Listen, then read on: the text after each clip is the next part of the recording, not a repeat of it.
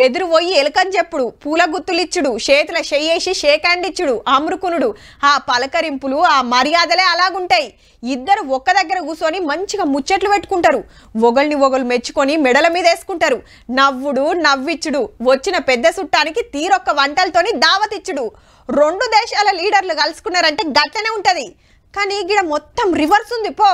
Ukraine రష్యాల నడుమ యుద్ధం నడుస్తా అంటే అమెరికా ఉక్రెయిన్ నడుమ మాటల యుద్ధం నడిచింది. అటు ట్రంప్ సారు, ఇటు జెలెన్స్కీ గారు మాట్లాడుకుందామని తెల్ల బంగ్లాలకు ఉక్రెయిన్ అధ్యక్షుడిని పిలిచి ఇలేకర్ల ముంగట్నే ఉరిమిండు అమెరికా అధ్యక్షుడు. ఫేస్ టు ఫేస్ ఇద్దరు కీసులాడుతుంటే ఇలేకర్లంతా పరిశానై చూసిండ్రు.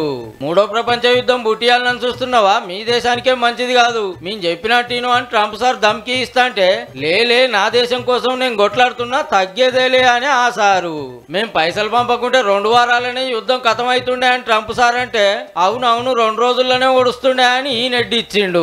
ఇట్లా మాటకు మాట పంచుకు పంచు పడే వరకు దునియా పెద్దన్నకు బీపీ పెరిగినంత పని అయింది.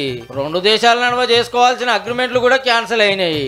రష్యా ఉక్రెయిన్ యుద్ధం నడుమిట్లకు అమెరికా వచ్చిందన్నట్టు ఆపిస్తామని. మరిగా రేపు ఏమైతుందో గానీ అమెరికాకు పోయి అధ్యక్షుల వారి బంగ్లాల కూకొని ఇలేకర్ల మీటింగుల్నే ట్రంప్ సార్ తోటి ఐసీకి తైస్ అన్నాడంటే ఉక్రెయిన్ అధ్యక్షుడు ధైర్యాన్ని తారీఫ్ చేయాల్సిందేనబ్బా.